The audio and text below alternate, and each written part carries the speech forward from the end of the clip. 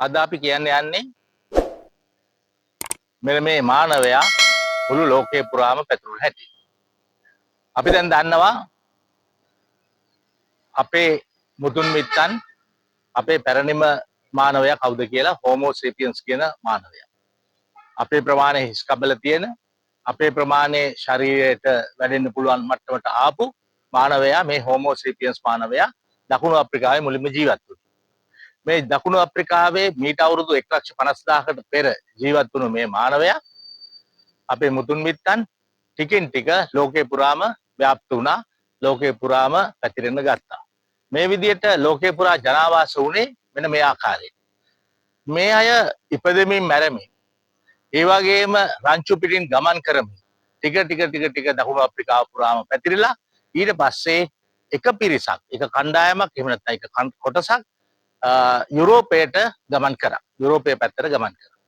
තවත් පිරිසක් ස්ටෙප්ස් තනබිම් හරහා පැරණි රුසියාවට ගමන් කරා.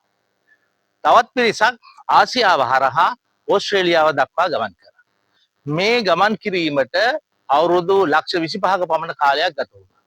අවුරුදු ලක්ෂ 25ක පමණ කාලයක් තිස්සේ මේ අය දිනකට 7ක් 8ක් වගේ ප්‍රමාණයක් වගේ ගමන් කරමින් රංචු ගැසිමින් ඒ වගේම ගල් ගුහාවල ජීවත් වෙමින් එලිමහන් වල ජීවත් වෙමින් නොඑක ආකාරයෙන්ම මේ අය දිගට මෙහෙම ආකාරයෙන් පැතිරලා ගියා.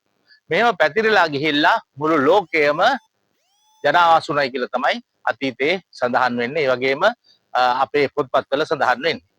මේක අපි හඳුන්වනවා ග්ලෝබල් ප්‍රොසෙස් එකක් කියලා. මුළු ලෝකයේම පැතුරුණු යම්කිසි මානව ක්‍රියාදාමයක් හැටියට ගෝලීය ක්‍රමයක් හැටියට මේක හඳුන්වනවා. ඉතින් මේ විදිහට තමයි මේ මානවයා පැතිරලා ගියේ. මේ පැතිරලා ගියපු මානවයා ඒ අයට නොඑක ආකාරයෙන් පැතිරෙන්න බලපාපු කාරණා ගොඩක් තිබුණා. ඒ දුෂ්කරතා ගොඩක් තිබුණා. මේ සියලු දෙයටම බලපෑවා තවතුණු පාරිසරික තත්ත්වයන් සහ දේශගුණය. දේශගුණය සහ පාරිසරික තත්ත්වයන් මේ හැම එකටම බලපෑවා. දේශගුණය ගැන කතා කරනකොට උණුසුම සීසල සම්බන්ධයෙන් පාරිසරික තත්ත්වයන් ගැන කතා කරනකොට විශේෂයෙන් මුහුදු මට්ටම. මුහුදු මට්ටම මේ අතීත කාලවලදී බොහෝ ලෙස ඉහළ පහළ ගියා. මේ ඉහළ පහළ යාම හේතුවෙන් පෘථිවියේ ජල මට්ටම ඉහළ පහළ යාම හේතුවෙන් මුහුදු මට්ටම බොහෝ අවස්ථාවලදී ඉහළ ගියා, සමහර කාලවලදී පහළ ගියා.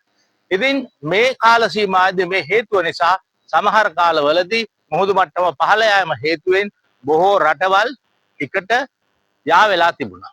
මුහුදු මට්ටම ඉහළ යනකොට බොහෝ රටවල් වෙන් වුණා. උදාහරණයක් හැටියට මීට අවුරුදු 7000කට ඉස්සෙල්ලා තමයි අපේ ලංකාව ඉන්දියාවෙන් වෙන් වුණේ. ඊට ඉස්සෙල්ලා ලංකාවත් ඉන්දියාවත් ගොඩබිමින් ගමන් කරන්න පුළුවන් මාර්ග තිබුණ බවට තමයි අතීතයේ සඳහන් වෙන්නේ. මෙන්න මේ විදිහට ඒ ජනාවාස වුණු ඒ හෝමෝ සපියන්ස් කියන මානවයා මුළු ලෝකයේ පුරාම පැතිරලා ගිය බව මානව ජීව විද්‍යාඥයින් සඳහන් කරනවා.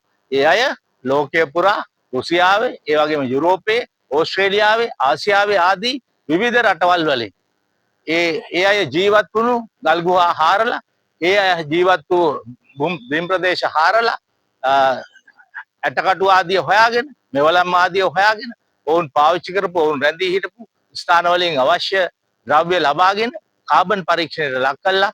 මුළු ලෝකයේම විද්‍යාඥයන් විසින් ඒකමතිකව තීරණය කරපු කාරණයක් තමයි මේ අවුරුදු 1,50,000කට අඩුම ගානේ අවුරුදු 1,50,000කට පෙර මෙන්න මේ හෝමෝ සේපියන්ස් කියන මානවයා මේ ආකාරයෙන් මුළු ලෝකේ පුරාම විහිදලා ගිහිල්ලා මේ විදිහට ජනාවාස උනායි කියන එක.